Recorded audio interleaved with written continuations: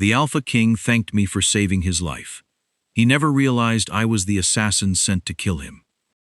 The first time I stood close enough to kill the Alpha King, he thanked me. Not because he knew, because he thought I had saved his life. The ballroom erupted before anyone else realized what had happened. A silver blade flashed toward the Alpha King's throat from behind the musicians. I moved before I even realized I had. My hand caught the assassin's wrist. The blade missed the Alpha King's throat by inches. Everyone thought I had saved him. The truth was far darker. No one else was supposed to kill him. He was my target. The would-be killer vanished into the crowd before the guards even turned. And the Alpha King, the man I had been sent to end, was left staring at me like I had just handed him back his own life. If you're enjoying this story so far, take a second to subscribe. It helps the channel grow and ensures you never miss the next chapter of these unforgettable Alpha King and Luna tales. His hand rested on my shoulder. His guards lowered their weapons, and the dagger hidden beneath my sleeve suddenly felt heavier than it ever had. I had spent 6 years learning how to become invisible in rooms like this one. 6 years hearing the same words drilled into me until they replaced my own thoughts. Never hesitate. Never ask why. A target is not a person. A target is a task. None of that training told me what to do when the man I was sent to kill looked at me like I mattered. Across the room, I felt eyes that weren't his. Someone in that crowd of lords and false smiles had watched the entire exchange without moving, and I understood, with a cold certainty, that they weren't watching him. They were watching to see what I would do next. If they discovered my true identity, I would die before sunset. If I completed my mission, the man who had shown me unexpected kindness would never see another sunrise. But neither possibility frightened me. What terrified me was realizing my wolf no longer wanted him dead. And a wolf that stops wanting the kill is a wolf that has already started choosing a side. I was not born into a pack. I was born into silence. The place that raised me has no name that outsiders would recognize, only a number, carved into a door that no child ever chooses to walk through. They call it the Order. We called it nothing at all, because naming a thing gives it power, and we were taught early that power belonged only to the ones giving orders, never to the ones receiving them. Abandoned wolf pups, orphaned by war, by plague, by parents who simply vanished one night and never came back. The Order found us before grief could shape us into something soft. They gave us a different shape instead. No names. Names are for people who are allowed to be remembered. No families. Families are leverage, and leverage is a weakness the Order does not tolerate. Only contracts, a target, a deadline, a door in, and, if you are skilled enough, a door out. Failure means death, not execution, something quieter. You simply stop being fed, stop being spoken to, stop existing in the rooms you once slept in, until one morning your name, the number they gave you instead of 1, is never called again. When I was 10, they locked 4 of us inside a forest at nightfall. Only one child was allowed to walk out. The lesson was never survival. The lesson was obedience. And I learned it faster than the other 3. This contract should have been the 32nd entry in a ledger no one else will ever read. The file carried only 3 words beneath his title: Alpha King Kalen Ashbourne. No crimes, no witnesses, no explanation, just one instruction: kill him. The Order never lied to us. At least, that was what they taught us to believe. So why, for the first time in 6 years, was the truth being hidden from me? I turned the file over 3 times, searching for the answer myself. Every contract I have ever received carried the seal of the Order stamped clean and whole. This one carried a second mark beneath it, a silver crescent, half scraped away, like someone had tried to erase it and stopped too soon. I didn't know what the symbol meant. I would spend the rest of my life wishing I had asked. This is the first time I've wanted to ask why. The hardest part of killing the Alpha King wasn't getting close to him. It was convincing everyone else I didn't belong anywhere near him. They gave me a new face for this one. Not surgery, nothing so crude. Just posture. A lowered chin. A voice pitched softer than my own. The Order taught us that the easiest disguise isn't a mask. It's making yourself small enough that no one thinks to look twice. I walked through the palace gates as a servant girl, with an unremarkable name and an unremarkable past. One of 40 new hires brought in for the harvest season. 40 faces the guards barely glanced at. 40 sets of hands meant to scrub floors and carry linens and vanish into the architecture of the place. I expected to disappear for weeks before I ever stood close enough to matter. I was wrong within the first hour. The steward was lining us up in the west corridor, reading names off a list, in a voice that already sounded bored of us, when the doors at the far end opened, and the Alpha King walked through with 2 of his guard. Every servant in that corridor dropped their eyes to the floor. It was instinct, drilled into them long before I arrived. You do not look at him, you do not speak unless spoken to. You become furniture the moment he enters a room. I dropped my eyes with the rest of them. But I felt him stop walking. He paused. For one impossible heartbeat, he frowned, not at me, but at the air around me, as though he had caught a scent he couldn't place. The steward froze. One of the guards actually looked up. Even the maids beside me stopped breathing. Kings did not choose servants, especially not on sight. "That one," he said. The silence that followed lasted only a few seconds. It felt considerably longer. I did not need to look up to know he meant me. The steward's voice cracked slightly when he asked the king to repeat himself, certain he had misheard. He had not. By sundown, I was no longer one of 40 nameless hires scattered through the servants' quarters. I was assigned to the king's private chambers, his personal maid, a position that had been left unfilled for 2 years. No one whispered the word died, only disappeared. In palaces like this, those were rarely the same thing. The other servants stared at me like I had stolen something from them. Perhaps I had. His advisors were less subtle. One of them, a narrow man with a narrower mouth, cornered me before I even reached his chambers and asked, quite plainly, what I had done to earn the king's attention so quickly. I told him the truth. I had done nothing at all. He did not believe me. I was not certain I believed myself. That night, I unpacked the dagger from beneath my mattress to check the blade one final time before sleep. Then I noticed something that made my blood run cold. It wasn't where I had left it. Someone had already been inside my room. I told myself the dagger meant nothing.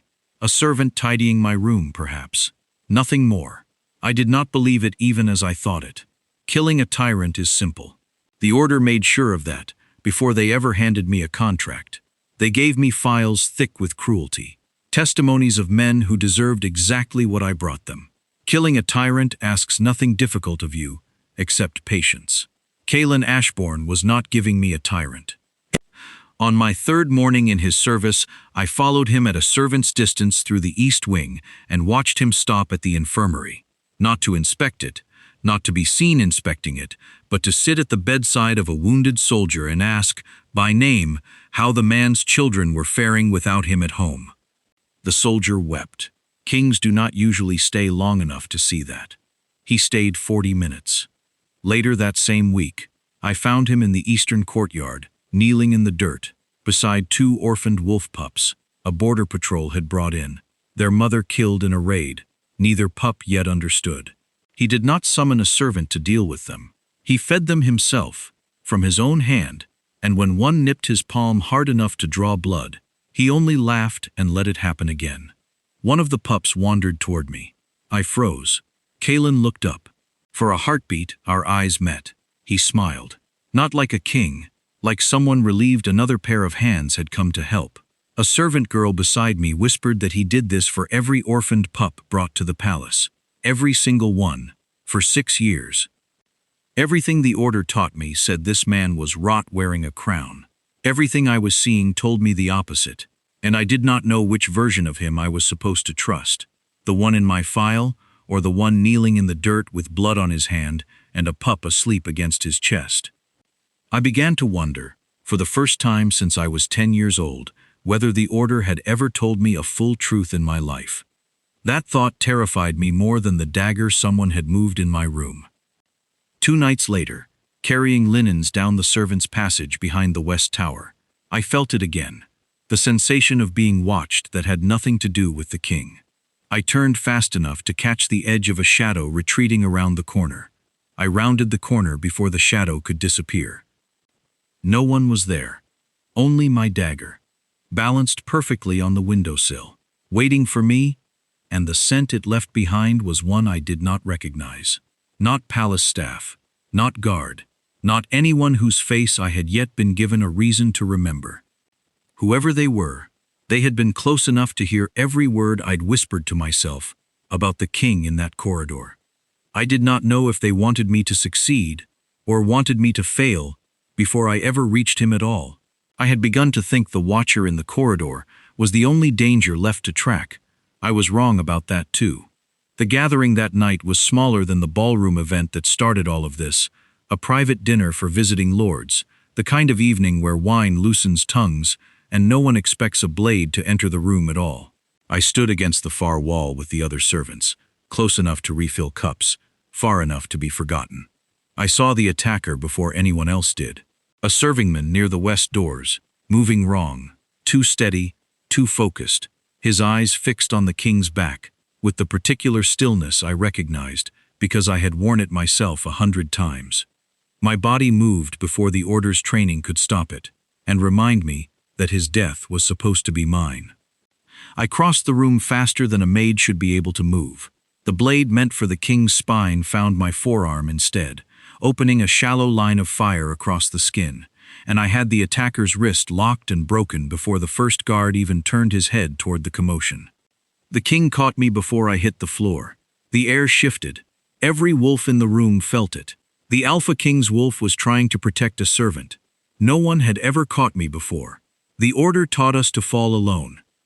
The room erupted into noise and steel, but all I could hear was his voice close to my ear, asking if I was hurt, asking my name like it was the only thing he needed to know in that moment, and I could not answer him because I did not understand what I had just done. I had spent 6 years learning exactly how to let a man die. I had just spent 1 instant forgetting everything I knew. The attacker broke free in the chaos, guards closing too slowly around a man who moved like he'd trained somewhere very similar to where I had. At the doorway, he turned back, not toward the king, toward me, and said the only sentence I would carry with me for the rest of that night and every night after. He smiled, not at the king, at me. "You've forgotten who you belong to." Then he was gone, out into the dark, leaving guards shouting orders that would find nothing. The king did not let go of my arm even after the room had gone quiet again. He looked at the wound I'd taken for him like it confused him more than the attack itself, and when he finally spoke, it wasn't gratitude. Why would a maid put herself between me and a blade? I had no answer that wouldn't end with my death. But the way he looked at me after that night changed. He trusted me more, not less, and I understood, standing there with my arm bleeding into a stranger's handkerchief, that I had just made my mission infinitely harder to finish. Because the assassin who attacked him hadn't looked at me like an enemy. He had looked at me like something that had gone missing. The wound on my arm had barely scarred over before I stopped believing the reason I was given for it. I could not stop hearing that sentence. "You've forgotten who you belong to." It followed me down every corridor of that palace like a second shadow, until 3 nights later, I found myself somewhere I had no reason to be. A stairwell behind the old records hall, one the current staff no longer used. Its door disguised so well, I only found it because I was looking for anywhere quiet enough to think. I told myself I was searching for information on the king, a weakness, anything the order might use. I was not prepared for what I found instead. The archive beneath the palace was older than the current dynasty, shelves of ledgers coated in dust so undisturbed it hadn't been touched in years. One case sat apart from the rest, its lock already broken by someone before me, and inside it were reports bearing a seal I recognized instantly.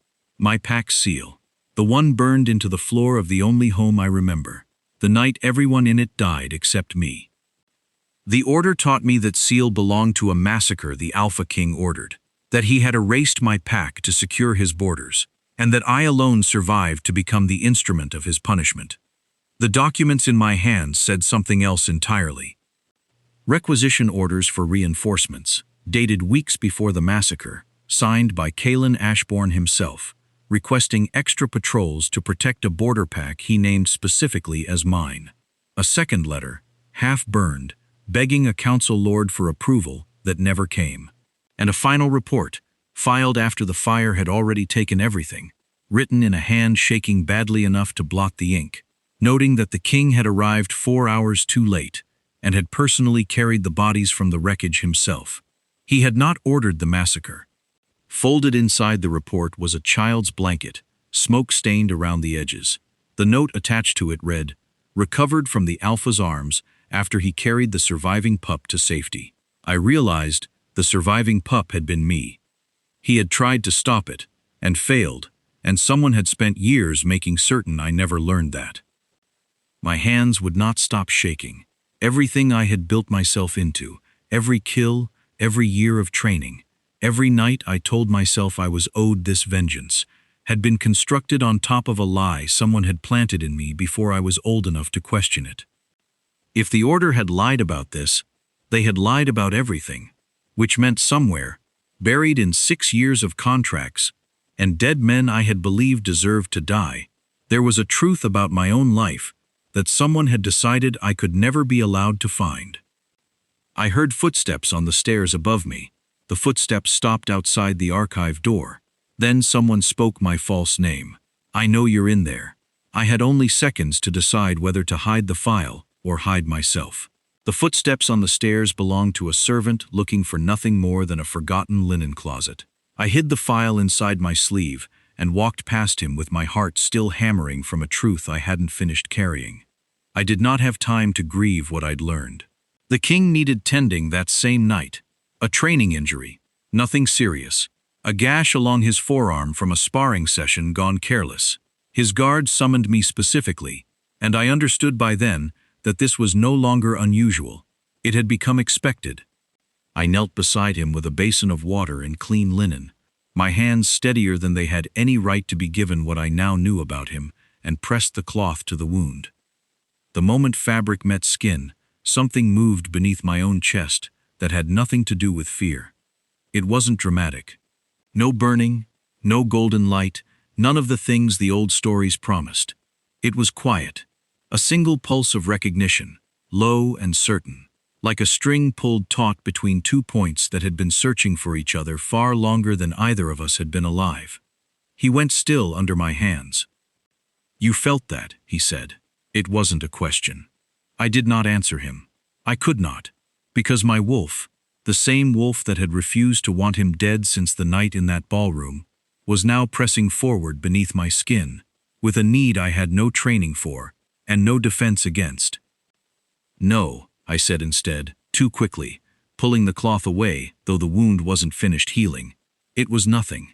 He caught my wrist before I could stand. Not hard, just enough to hold me there a moment longer, his eyes searching mine with something that looked almost like pain. "Whatever that was," he said quietly, "my wolf has been searching for it all his life." He did not say the word mate. Neither did I, but the word sat in the room between us anyway, unspoken and impossible to ignore. I pulled free of him and finished my work in silence, refusing to look at him for the rest of that hour, because looking at him meant admitting what every instinct in my body was already screaming. An assassin. Raised on lies, trained to kill without hesitation, carrying a dagger meant for his heart in a drawer 3 rooms from where I now knelt. And the moon goddess had chosen this man, of every man in every kingdom, to be mine. If it was true, she had an impossible sense of humor. If it was true, I did not know how I was supposed to kill a man the bond itself refused to let me hate. As the door closed behind me, I glanced back once down the corridor. A figure stood at its far end, still, watching the king's door the way a hunter watches a den. When our eyes met across that distance, they did not startle, did not flee. They simply turned and walked away, unhurried, as if being seen changed nothing at all. I told myself the bond meant nothing. I told myself it was exhaustion, or the file still hidden in my sleeve, or 100 other explanations that could not survive the memory of his hand on my wrist. But that night, alone in my room, I caught myself doing something I had never done for a single one of my 31 previous targets. I prayed he would live long enough for me to figure out what I actually wanted. Outside my window, something howled. Not like a wolf, like a warning. The howl outside my window found its meaning 3 days later, when I was summoned to the servants' gate to receive a delivery of medicinal herbs from a trader the steward didn't recognize. The trader was not a trader. He straightened as I approached, and I knew him instantly despite the gray now threading through hair I remembered as black. Despite 6 years and 31 contracts standing between the girl who left his training halls and the woman standing in front of him now. My master, the man who had raised me from a nameless child, locked in a forest, to whatever I had become since. I reached for the blade at my sleeve, out of pure instinct. He only smiled, and the smile was worse than any weapon he could have drawn. "You haven't killed him," he said, and there was no anger in it. That frightened me more than rage would have. "I confess, I expected better discipline from you, but I find I'm not disappointed, merely early." "Early for what?" I asked, though some part of me already understood I would not like the answer. "You misunderstood your assignment from the beginning," he said, stepping closer, unbothered by the guards 50 paces away who would have killed him in an instant if they knew what he was. "I never sent you here to end his life. I sent you here to become someone he could not live without." The ground beneath me felt suddenly unsteady. A blade in the dark, he survives. He has survived a dozen of those already, as you've seen yourself. But a woman who saves his life, tends his wounds, earns a bond his own wolf cannot deny. That woman he opens every door for. That woman he brings into every room his enemies cannot reach. "I was never the weapon," I said, understanding arriving in pieces too large to hold at once. "No," my former master agreed, and for the first time in 6 years, I heard something almost like pride in his voice, and it sickened me more than his cruelty ever had. "You were never meant to be the blade, little one. Do you know why I chose you? Because you survived?" He smiled. "No, because you were the only child who still believed kindness could be earned. That made you useful. You were always meant to be the key." "A key to what?" He did not answer that question. He only reached forward and tucked a strand of hair behind my ear with a gentleness that made my skin crawl. The same gentleness he had shown me as a child, right before the worst lessons of my life. "Finish what you've started," he said. "Let him fall in love with you completely. And when the moment comes that he would tear down his own kingdom's walls to protect you." He did not finish the sentence. He did not need to. "The massacre of my pack," I said slowly. "You ordered it, not him." Something flickered behind his eyes, there and gone too fast to name. "Ask me that question again," he said. "Once you understand what's actually locked behind those walls he'd tear down for you." Then he was gone, back through the gate, leaving me standing there with herbs I no longer remembered receiving, and a truth reshaping everything I had believed about my own purpose.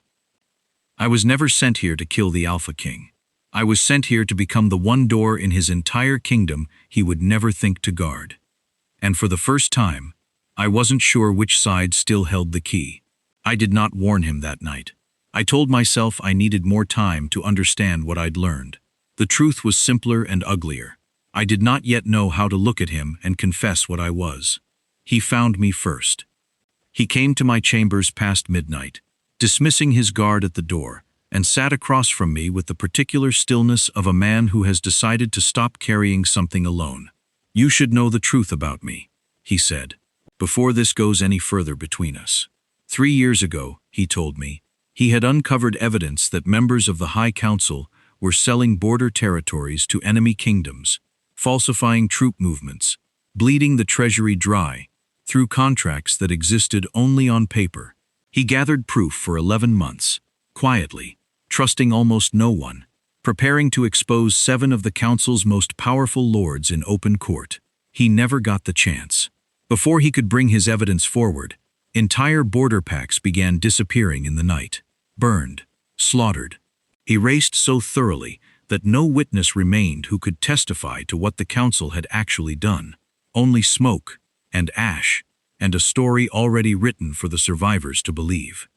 They didn't just silence the evidence, he said, and his voice had gone very quiet. They turned the massacre into my crime. They let the kingdom believe I had ordered it to secure the borders. It was easier than defending themselves against what I'd actually found. I felt something cold settle into my chest before he even finished. "Which packs?" I asked, though I already knew. He told me. My pack's name was third on a list of 11. "The organization that carried out the killings," he continued, watching my face with an intensity that told me he already suspected something I hadn't yet said aloud. "Worked directly for the council. An assassin guild, contracted and paid through intermediaries, clever enough that no ledger ever named them directly. They didn't only handle the massacres, they handled the aftermath," I finished for him, my voice barely my own. "Anyone who survived, anyone who asked questions, anyone who might have eventually found proof of what really happened." "Yes," he said. 31 contracts, 31 targets I had believed, without question, deserved exactly what I brought them. Witnesses, every one of them. Survivors, investigators, a councilman's aide who'd asked one question too many, a border lord who'd started requesting old troop records. I had not been cleaning up monsters for 6 years. I had been erasing the only people capable of proving who the real monsters were. I had helped the council rise to a power no one could challenge, one contract at a time, believing every single one made the world safer. I looked at Kalen and understood, with a clarity that felt like drowning, that the man I had been sent to kill was the only person who had ever tried to stop the people who destroyed my life. And I had spent 6 years finishing what they started. Kalen survived his wound. The vault, whatever it held, was buried beneath stone and fire that no one has yet found a way to clear. A mystery the kingdom's engineers still argue about in rooms I am no longer required to attend. The order does not exist anymore, not as it was. What guards found beneath its remaining strongholds were not weapons, but children, some younger than I had been when they first locked me in that forest. Kalen refused to let a single one of them be treated as an asset to process or a threat to contain. Homes were found. Names were given back, or given for the first time. No contracts. No numbers carved into doors. I was offered a title, land, a place among the court that had once feared me before it ever knew my name. I refused all of it. What I wanted instead was smaller and harder to grant, the chance to help rebuild what 6 years of contracts had helped tear down.